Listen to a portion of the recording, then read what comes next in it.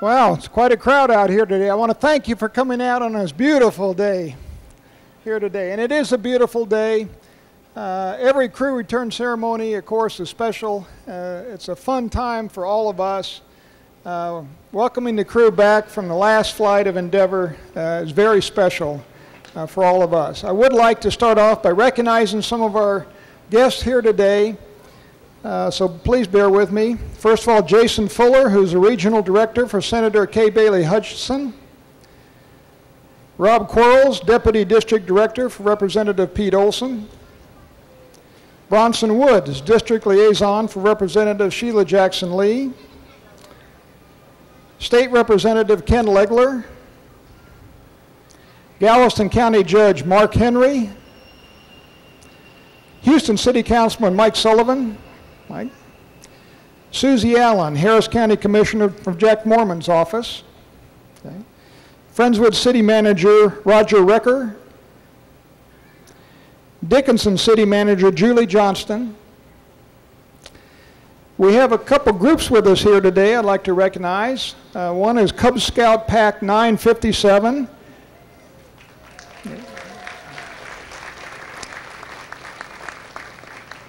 I want to point out that Mike Fincke is the Deputy Assistant Den Leader for Cub Scout Pack 957. That's in his spare time. And we have a special group of students from the DPS International School of New Delhi, India, here with us today. I'd also like to recognize our new constable for Precinct 8, Constable Phil Sandlin. Most of you know Constable Bill Bailey retired after many, many years as our local constable here on the 1st of June, and Phil is the new constable for Precinct 8. We get fantastic support from the constable in his office, and I want to say thank you, Phil. You know, I want to start off by thanking everybody who has supported the shuttle program and is supporting these last few flights so professionally. We have a lot of reasons to be distracted with the shuttle program coming to an end, and yet I've never seen such professionalism and focus from the whole team as we're seeing these last few flights. And I want to thank everybody that makes it possible for these guys to go up there and do the fantastic job they do and come home safely. So thank you, one and all.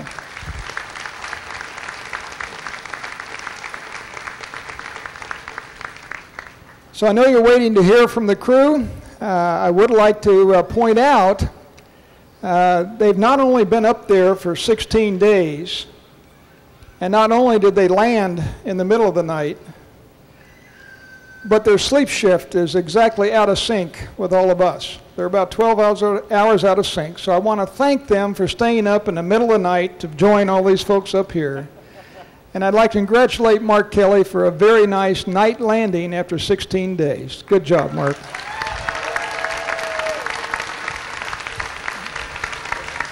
Thank you, sir.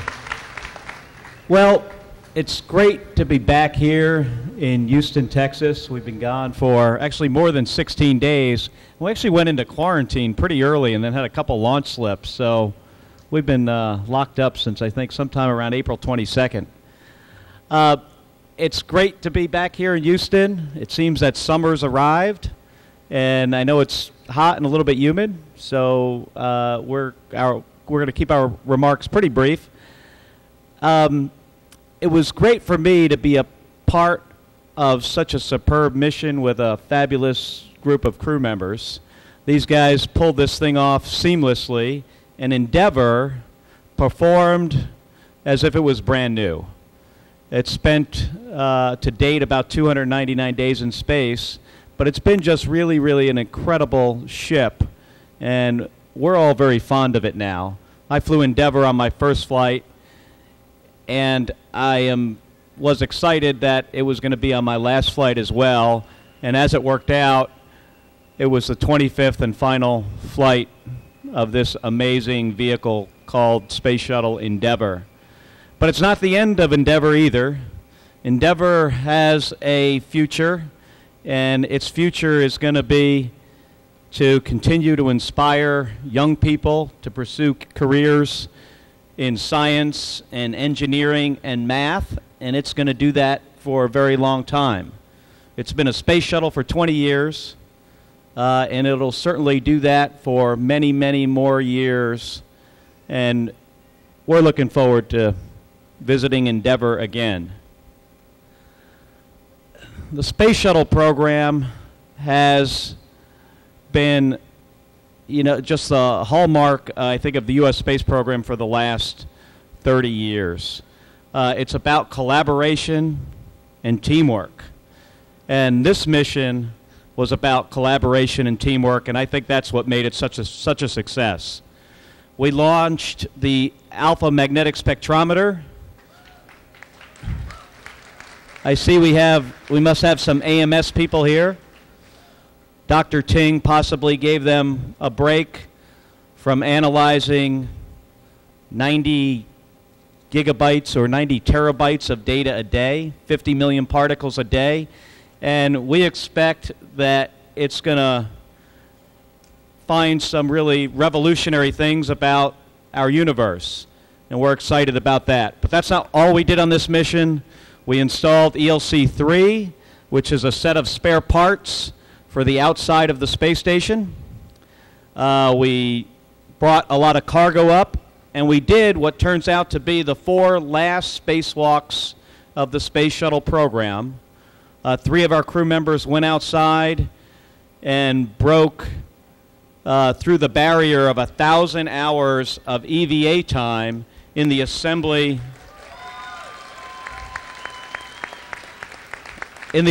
of the space station, and one of those was over nearly 8.5 hours, or maybe just over 8.5 hours, which was the 6th longest spacewalk of all time. And these things are really risky.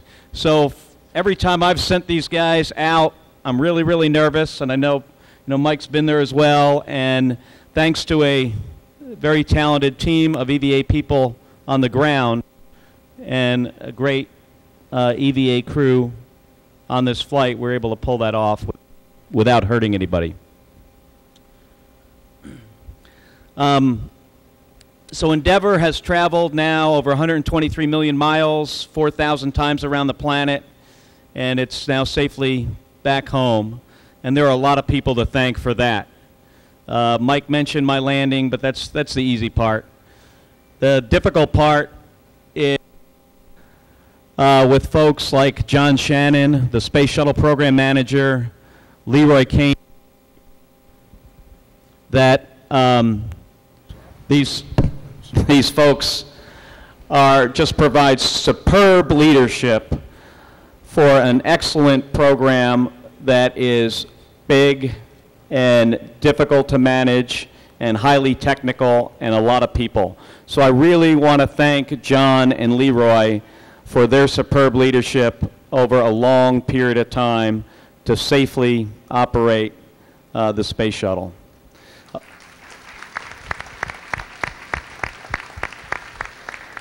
I'd also like to thank Mike Suffredini, who, with his leadership, has assembled a fantastic orbital laboratory that is going to provide a great service to the American people and great benefits to our economy for many, many years. And we were, just a small part of that, but the folks on the ground like Mike and his team have really done a great job in building and operating an incredible space station. I also want to thank Derek Hassman and Gary Orlacher, who are our lead flight directors for this flight. They've got a tough job as well, and one of the reasons why this went off without a hitch is because of the two of them. So thanks guys. Richard Jones and Tony Sacacci, who safely got us into orbit and back, are an instrumental part of this mission. So I wanted to thank them as well. I don't know if they made it out here today, but thank you guys. The part of the Space Shuttle program is about inspiration, inspiring young minds to pursue careers in math and science, and we got a chance to do a little bit of that. We talked to a lot of middle school and elementary school students, some from my wife's district, Gabby's district in Tucson, Arizona, and that was really, say, also one of the highlights of the mission. And all of us had an opportunity to talk to kids, and we always appreciate the chance to do that.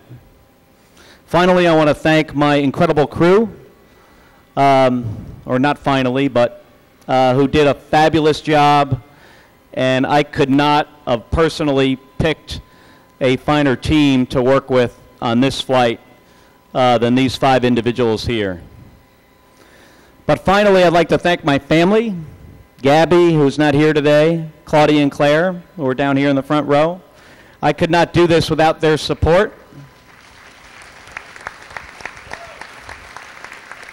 And I also want to thank the family members of my crew who, they make it easy for my guys here to do their jobs. So thank you for being so supportive.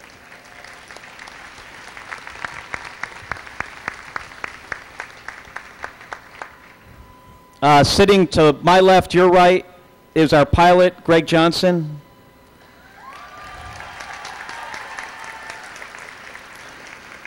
This was his second flight on Endeavour, and fortunately it was his second night landing. And the other night it was my first time landing the space shuttle at night, but he'd been there before, gave me a little reassurance, hey, it's not much worse than the daytime, so don't worry about it. So that was nice to have him sitting there and supporting me, for the entire mission. He did a really, really great job, a great motivator of people, and I was very happy to have you on this flight. So here's Box Johnson.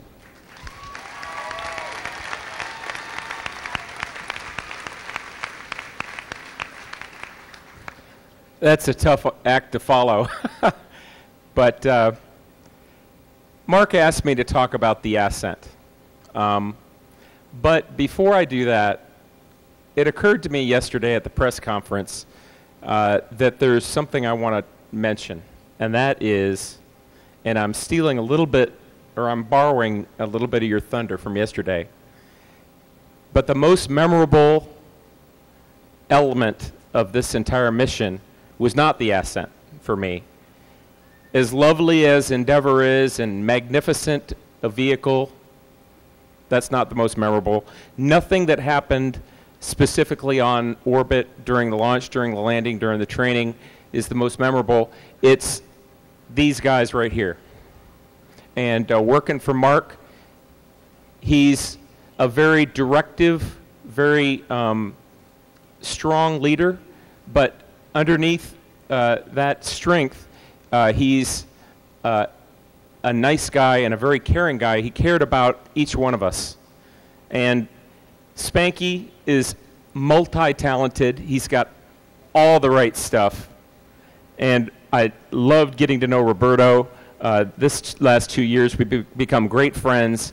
He's quiet, but when he talks, we all listen. And then we've got the svelte, very talented spacewalk king, Drew, over here. And it was wonderful working with you, Drew. We think a lot alike in a lot of different ways. And then Taz, you were wonderful to be on orbit with, and we got to play chess together. We both have very similar backgrounds in a lot of different ways, and you did a fabulous job on your first spacewalk and the other ones as well. But you know, these guys are what I'm going to remember most about this mission. And I borrowed what you said, but you know, that really hit me right in my heart. It's the people on this flight that were the most important to me.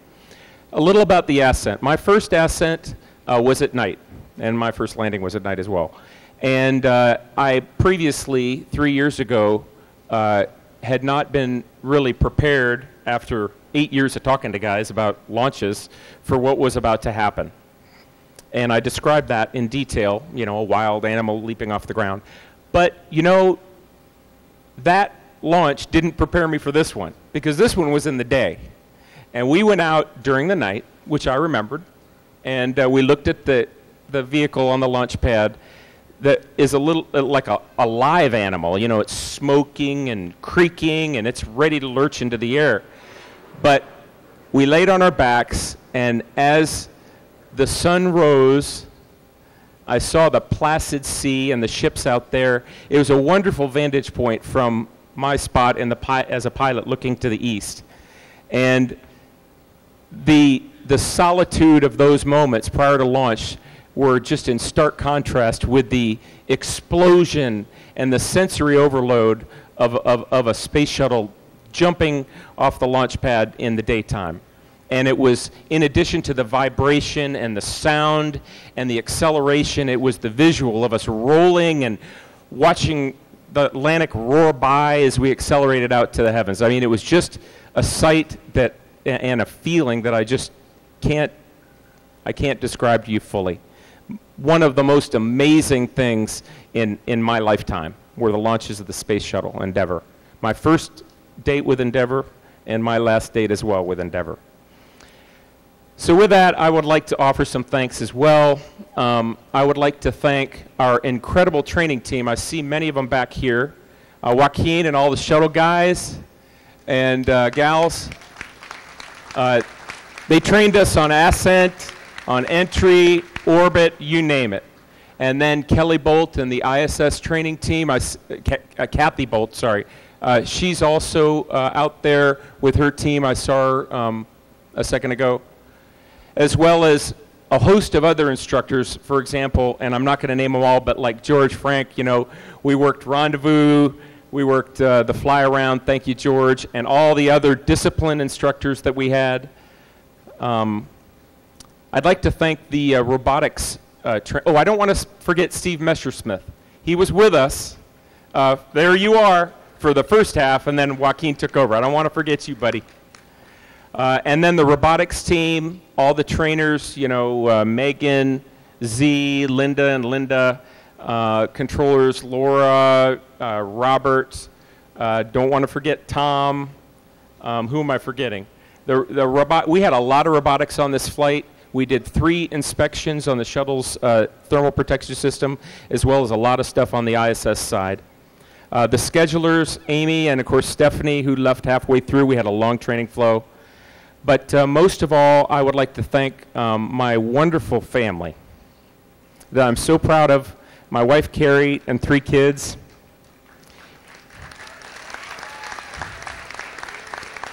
Matt, Joe, and Rachel. They supported me all through this thing here at NASA. It took a long time for me to get one flight. We were worried that I might not get one, and hey, I got 2 beautiful experiences in space. Thank you so much for the opportunity.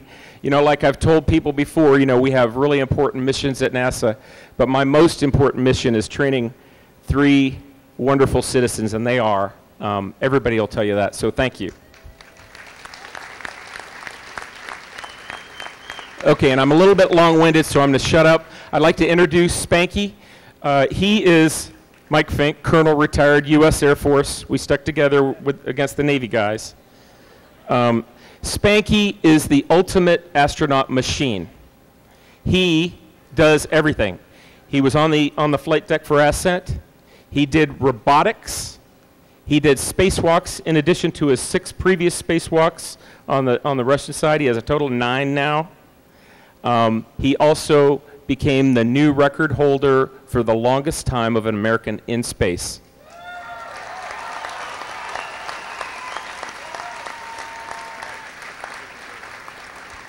So a fine American asset. Here's Spanky. Well, thanks, Box. And those gentlemen pretty much said it all. We really had an amazing mission. And the most amazing part was getting a chance to work so closely with these guys. It was also going to be my best memory. And when I'm sitting with grandkids on my knee, that's what I'm going to be telling them about. Is the legend of Boxman and Ricky Bobby, Drew and Taz, and of course Mark Kelly. This is an amazing story, and you guys were part of it. So we last left our story at ascent. It took us 8.5 minutes getting into space, like Box said, and then we were weightless. And I'd been in space before, we all had, and it was wonderful to be back. We could fly around again like Superman. We could float stuff to each other. Eating was fun. And it was just great to be back in orbit. We're traveling 17,500 miles an hour around our beautiful planet.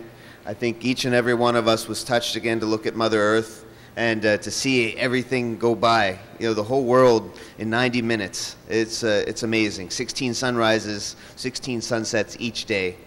But we were busy. We were busy getting ready to dock with our beautiful International Space Station. And as a former station commander, station has a real special place in my heart. And it got bigger as we rendezvoused, and we opened the hatch, and we had a whole bunch of people on board. And halfway through our mission, 3 of them left. They came back in the Soyuz, and we were really glad for Dimitri and Paolo and Katie for their safe landing. And they were such good hosts to us. And we still have, I like to remember Ron and Andre and Alexander, who are up there now getting ready for 3 more people to launch soon from Kazakhstan. So that was really great to be back aboard the space station, really great to fly around. Ask these guys sometime about the patented Iron Man maneuver. It was really great to be back in space. But it doesn't take the laws of physics to make rockets and space stations fly. And it really doesn't take a lot of money, although it does. That's not what really makes them fly. And some people think it's paperwork that makes space stations and rockets fly, but it's really the support of our friends and our family. And I'd like to thank our crew secretary, Brooke Keithman, and the folks that took care of our families, family support with Beth Turner and her team. You heard Mr. Coates and Mark talk a little bit about our sleep shifting and getting into the groove, getting our game faces on before the big game. And we did that in crew quarters, both crew quarters here in Houston and at the Cape. And the teams there really took good care of us. They fed us, they made sure we had the right kinds of coffee, and we were really ready and rested for our mission. So I'd like to thank them. And also the Vehicle Integration Support Office, the VIT office. Jerry Ross and his team really took great care of us. And they made sure that we were ready to go. And the vehicle was ready. Everything, all the way to the last piece of gray tape, was where exactly we needed it so we could get our incredible mission. I was really busy, get the things done. So I'd like to thank all of those people. And I'd also like to say thanks to my family, my beautiful wife, Renita, and our 3 children, Chandra, Tara, and Surya, Renita's parents who are here, and her brother, and also my parents from Pittsburgh, Pennsylvania, and my vast extended family. I'm the oldest of 9 kids, so I didn't get here by myself. So that's I'd like to send our thanks to them. But now the guy you really wanted to hear talk, because we don't hear him talk too much, like Bach said. And when Roberto, we call him Ricky Bobby. When Ricky Bobby talks, we listen. Roberto was top grad at the Naval Test Pilot School. He really knows how to fly airplanes, all the way from the 104, the 104, to you name it, he can fly it. And he sat as our flight engineer. He had the best seat. He could see outside the commander's window. He could see everything in front of us, and he could look out the pilot's window. And he kept us on the flight deck right in control where we needed to be, because this is a very complex aerospace vehicle. And the secret of it all is that Ricky Bobby, he'd never been on a shuttle before. He's an experienced Italian, astronaut, and he flew twice on the Soyuz as flight engineer. And he took some of those skills that he learned in Russia and his natural abilities and guided us up and down for ascent and entry. And it was a real pleasure to fly with my space brother, Roberto Vittori, colonel in the Italian Air Force, Italian astronaut with the agency, the Italian Space Agency, and ESA astronaut, and a really good friend of mine. Here's Ricky Bobby.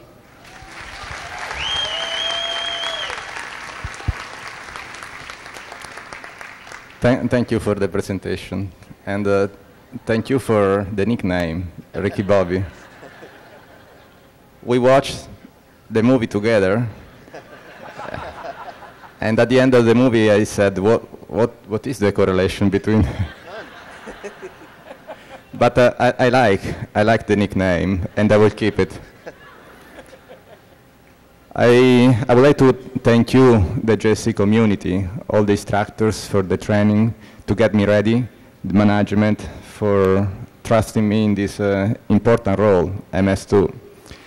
I would like to thank you, the European Space Agency, Italian Space Agency, and the AMS team. Ciao, Roberto. We have people today that came from Italy to welcome us.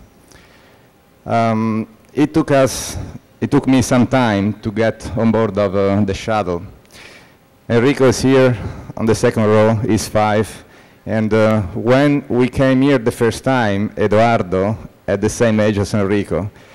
Edoardo is now almost 18 and is about to get his diploma from high school. Good job, Edoardo. Maybe Davide is the one that understands me a little better, because he came here that was only 2, and for the entire first year he did not want to talk. So one day I went to him and I said, Davide, why you don't talk to your friends? And he said, well, because they do not know how to talk. Well, thank you for supporting to stay here. Thank you, Valeria, for the 13 years that took us from the start of the training back in '98 with the Penguins, class 17, until today, when I finally get the opportunity to fly in space. I was really looking forward to try to experience the shuttle. I have flown many aircraft. I have flown the Soyuz 2 times, and as a test pilot, I was extremely interested in seeing the re-entry of the shuttle.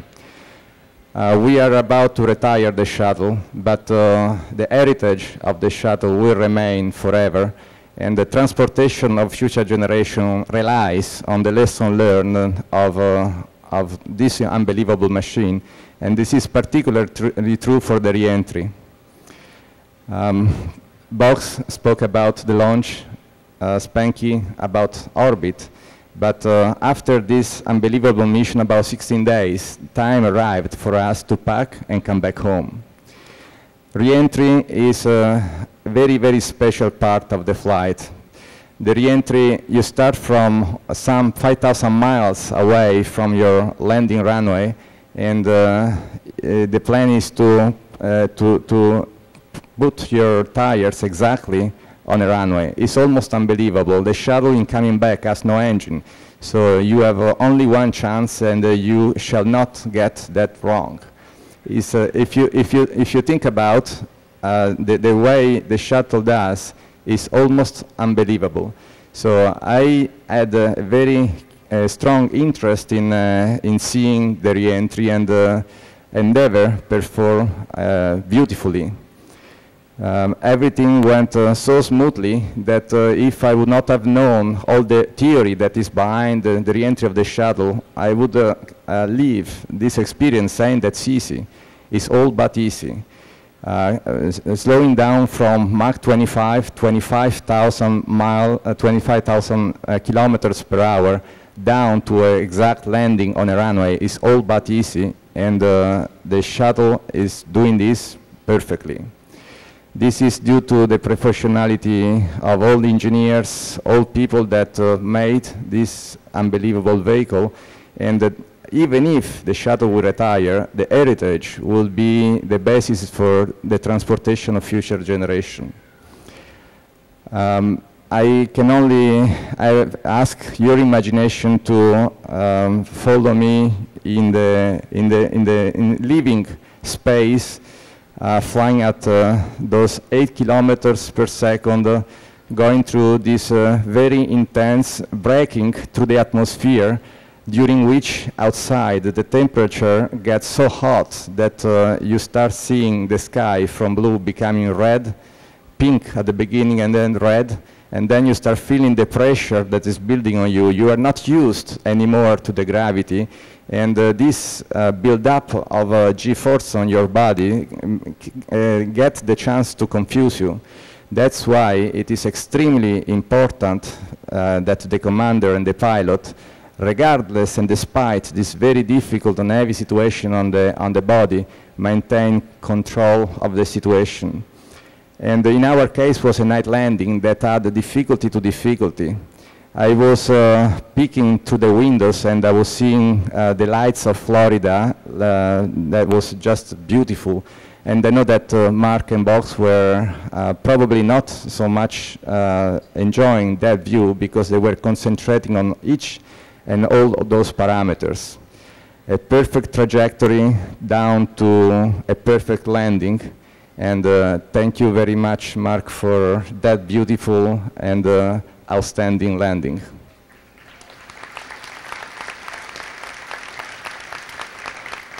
I now want to introduce Drew. Drew did all that I most likely will never be able to do. My primary interest was re-entry as a test pilot, but I did have also a very strong interest for EVA. EVA is something just unbelievable. I don't know if there are other words to describe what those guys are experiencing in going out. But the EVA is all but easy. I was inside and I was just following them along. Life on the station is it is kind of difficult, and sometimes, especially for the small things, it is difficult life.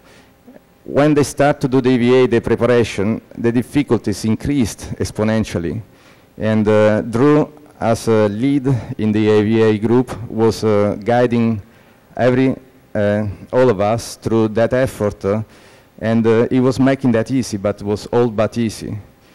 Well, I believe that I can only say, Drew, thank you, and I will leave you to describe the EVA. Thank you, Roberto.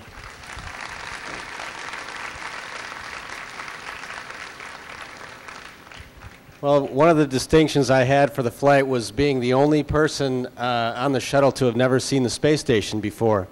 And that was amazing for me. As we approached the space station, I thought, wow, that's pretty big. And I had done 3 spacewalks before on Hubble, but it turns out Hubble's a lot smaller than the space station. I didn't realize how much until we got really close. And then it occurred to me that I was expected to actually climb out on the ends of the space station, and that was going to be our task over the next few days to carry out those EVAs. So it was a little bit of a surprise for me, but also an interesting challenge, and I feel lucky to have had that opportunity to experience the space station, and especially share that experience with Mike Fincke and Greg Chamitoff, the 2 other spacewalkers for the mission. So I'm really here just to thank the folks that supported us, Allison Bollinger, Vicky Otto, and Sandy Fletcher, and along with Farouk Sabur, who I don't see here today, but he was there all along as well. They did an excellent job, and I think you should all be proud of the way you prepared us. Our successes were really just a reflection of the work that you all did in preparing us over the last year and a half to send us out the door. And I think it had a lot less to do with us than it did to do with you guys and the details, the attention that you paid to detail in preparing us to go outside. So thank you so much for that effort. We'd also had the opportunity to do something called the ILE, the In-Suit Light Exercise Pre-Breathe Protocol, on one of our EVAs, and for that we'd like to thank Mike Gernhardt and our doc, Dr. Joe Dervay, and Megan Murphy. Thanks. Sorry, Megan. I had thought about that earlier, but slipped my mind for a minute. But you all did a wonderful job, and also the rest of the folks that were on the ILE team in getting us ready to try that protocol. It worked out fabulously, and we were very supportive of it, and I think it made our EVA-3 a success, and it proved that we can try new protocols on the space station and come up with a solution now that looks to be optimized for future events, future EVAs on the space station. So again, we want to express our thanks to all of the EVA teams, all of the folks at JSC that reviewed us, the people that came out and made sure that we were covering all of our bases, and all the others that were behind the scenes that I didn't mention for allowing us to do this work and helping support us. And again, thanks to Mike and Greg for supporting me all along as EV1.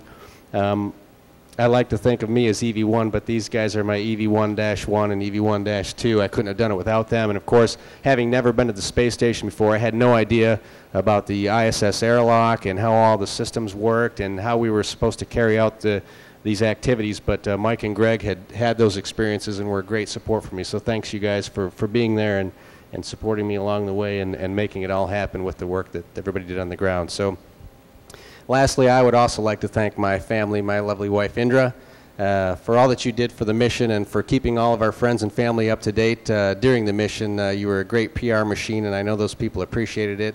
And Ari and Aiden for being there as well and supporting your mother through the flight. I'm proud of you both, and good job in school. And lastly, honey, happy anniversary today.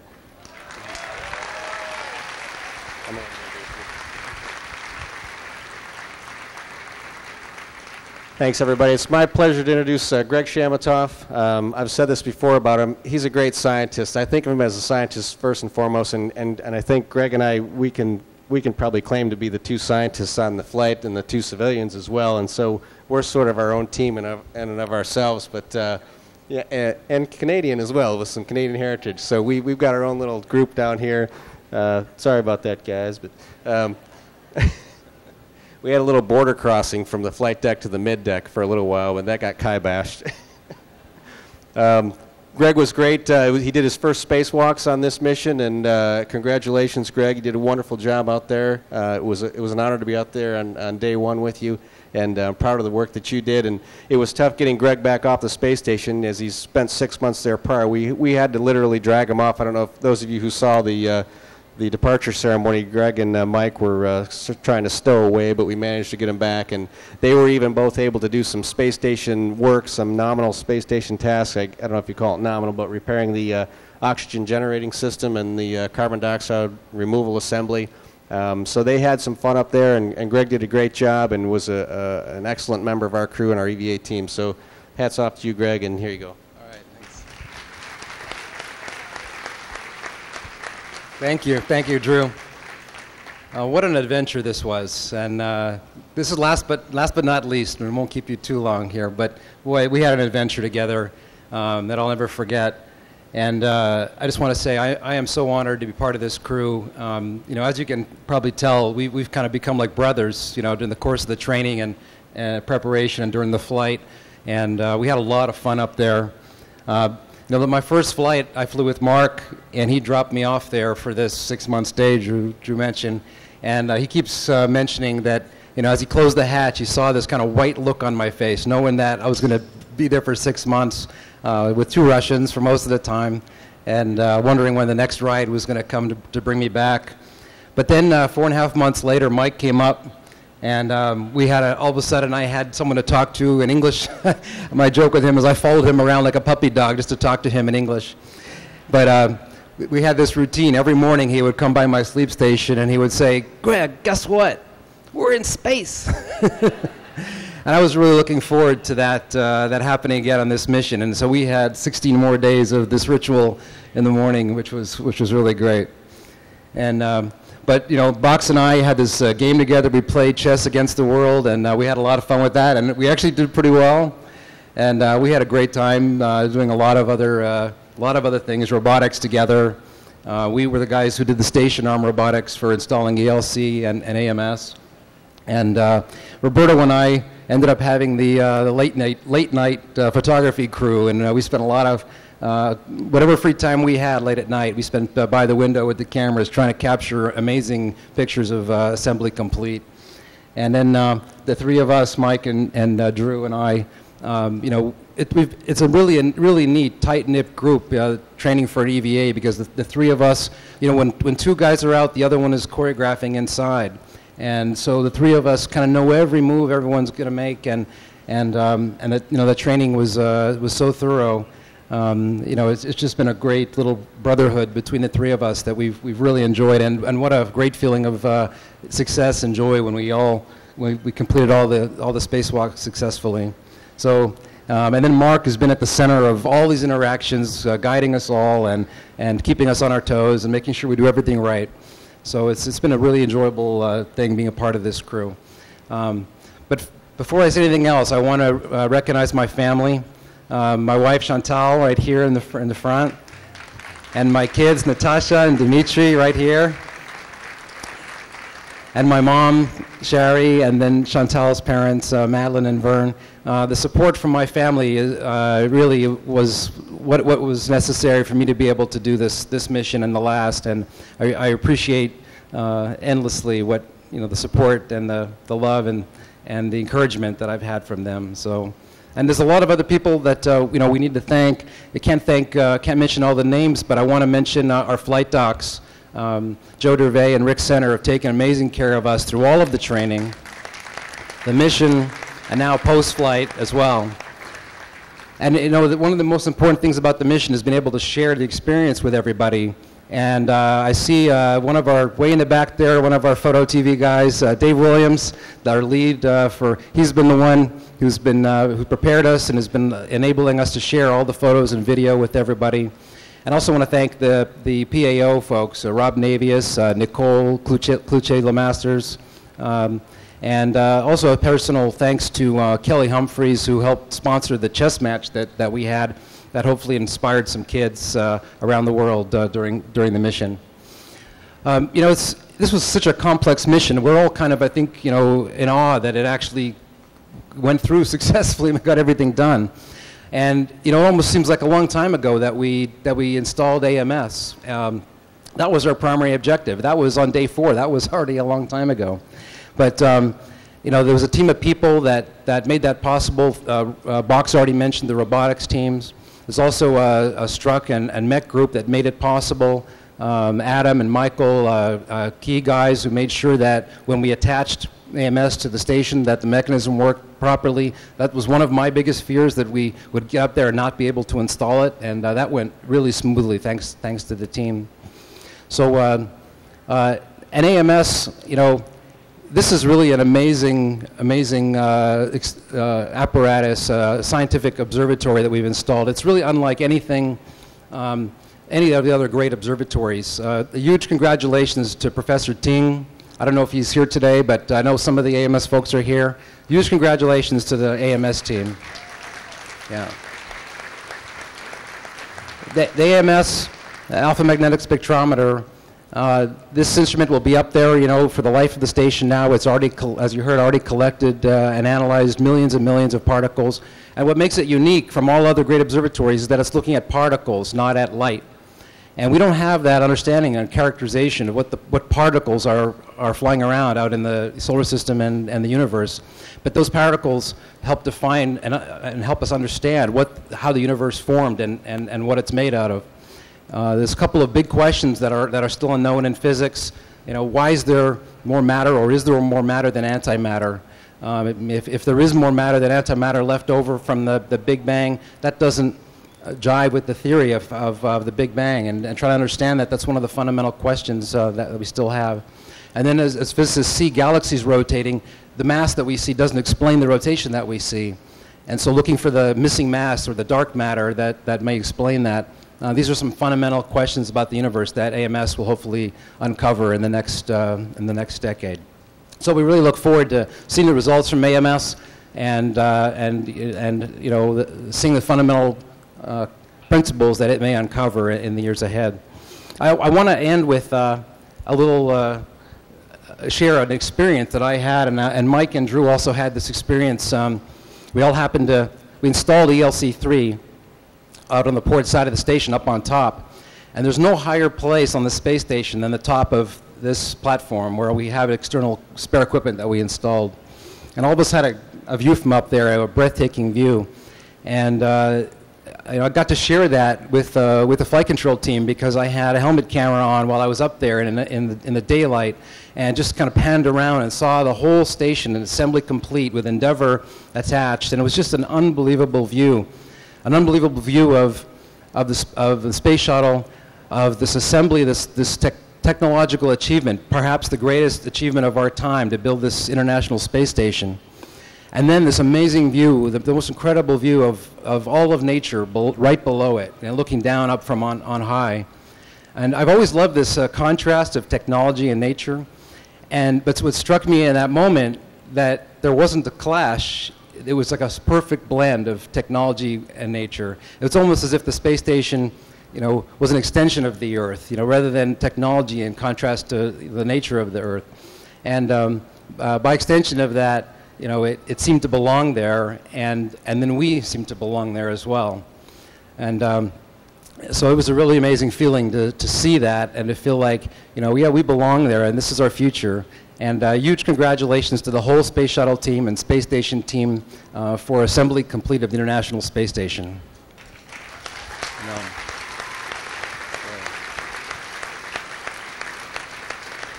So I'm going to hand this back over to Mark, but before I do, you know, I'd like just to say that you know, Mark's a veteran of 4 space flights, commander of the last 2. I got to fly with him on the last one, so I kind of knew what to expect. And you know, if there was any reason why this flight was so successful and so unbelievably flawless from our perspective, it was Mark. Mark's unbelievable attention to detail in the planning and in the execution of everything that we did, and also in being able to sort of keep us in line and make sure everything we were doing, and you know, was done right, and that we knew what we were doing. He's been an unbelievable commander, and all of us here are just absolutely thrilled that we were able to fly on this mission and have him as our commander. Mark? Thank you, Greg. And thanks to all of you folks for coming out today. You know, it's a little humid. I'm going to turn it over to the JSC Center Director, Mike Coates, for some final comments. Thanks, Mark. I want to say thank you to a few groups of folks. One is the families. As Mark said, they couldn't fly without the support of the families. And I've known that now for 33 years, and it's certainly true. You make it possible for these guys to do what they do up there, and you'll have to bear with them as they're waking up in the middle of the night and trying to go to sleep in the middle of the afternoon for a while they shift their circadian rhythms back again. I'd also like to thank personally the senior NASA leadership. I have been very sensitive to any pressure to go launch.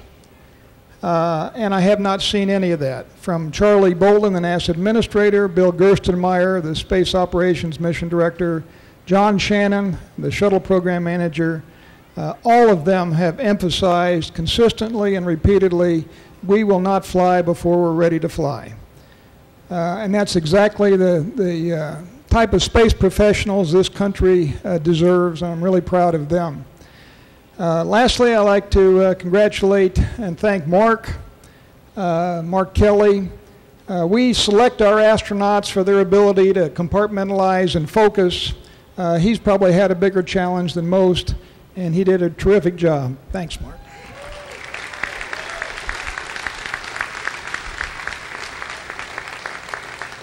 Now, much to my surprise, and despite being up in the middle of the night and floating around for 16 days, the crew has agreed to sign autographs and come out there. So take as much time as you want. Keep them awake. They need to shift their sleep cycles anyway. I want to thank everybody for coming out here today. And don't forget, we have one more shuttle mission. Let's not overlook that one. Thank you very much.